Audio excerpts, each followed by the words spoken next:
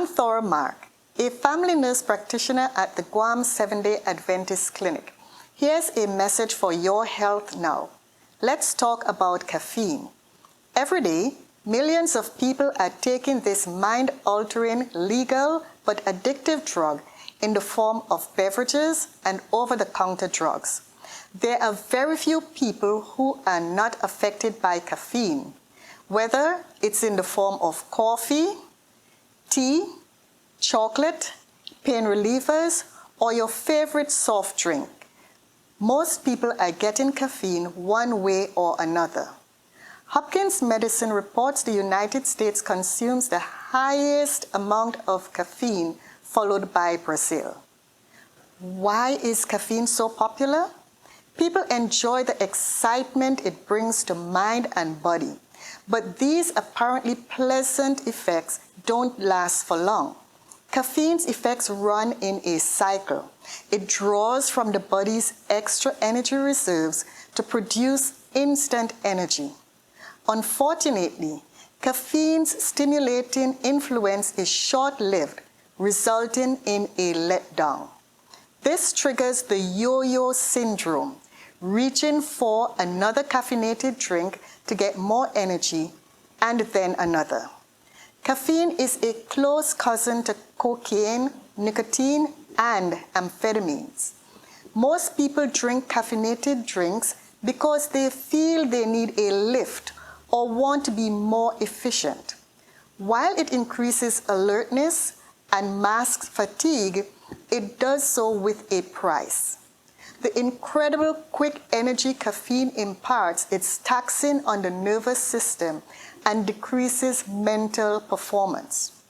Maybe the most acknowledged effect of caffeine consumption is insomnia. Caffeine keeps one awake.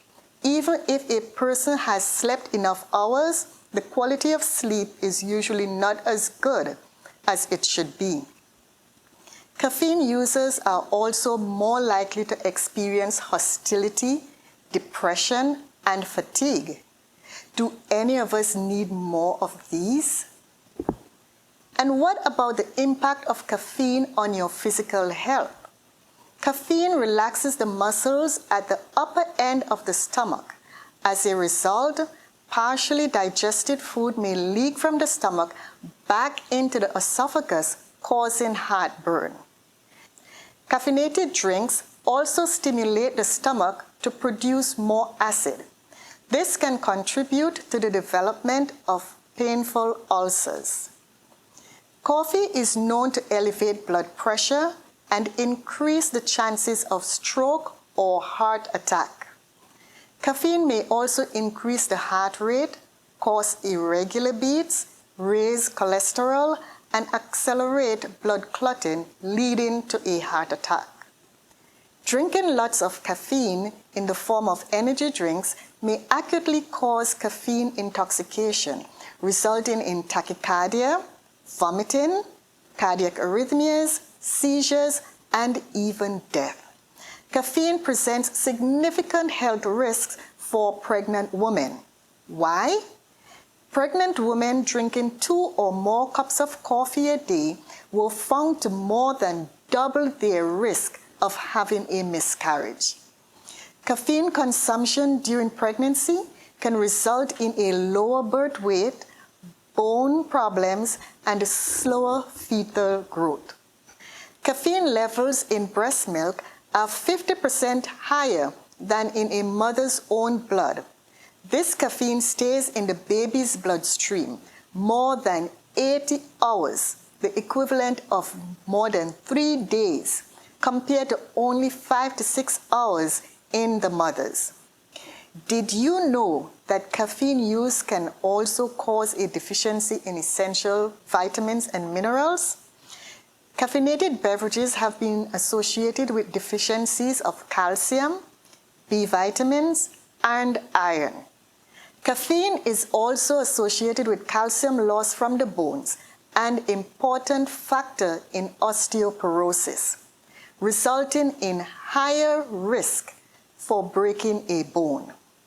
Caffeine is an addictive drug and regular use of even small amounts usually leads to dependency. Choosing to stop drinking coffee, tea, or soft drinks is a wise choice, but for many, it is not easy. Within 12 to 24 hours of stopping all caffeine, withdrawal symptoms may appear. These can include headache, fatigue, anxiety, or nervousness. Don't let the initial symptoms intimidate you, because most symptoms peak after 36 hours and should be gone entirely in the first week. Following these 7 simple steps will make stopping the use of caffeine much easier. Start your day with a hot shower. Finish with a blast of cold water and towel off briskly. Eat a good breakfast to ensure against mid-morning energy slumps. Have several servings of fruit and a whole grain cereal or bread. Avoid all tobacco products. Drink lots of water throughout the day. Water helps to flush caffeine out of the body. Try keeping a supply of relaxing herb teas nearby to take the place of coffee. Get plenty of exercise. And finally, trust in divine power.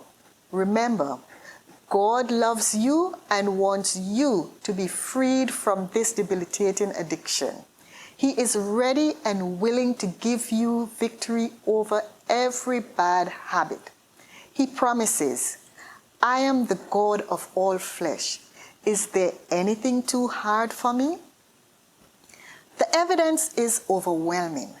Caffeine is not the harmless, innocent pick-me-up we have thought it to be.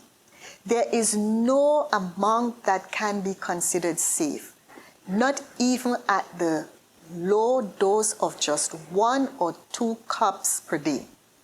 Choose today to avoid all caffeine. You will be glad you did. 1 Corinthians chapter 10 and verse 31 tells us, therefore, whether you eat or drink or whatever you do all to the glory of God. Thanks for watching.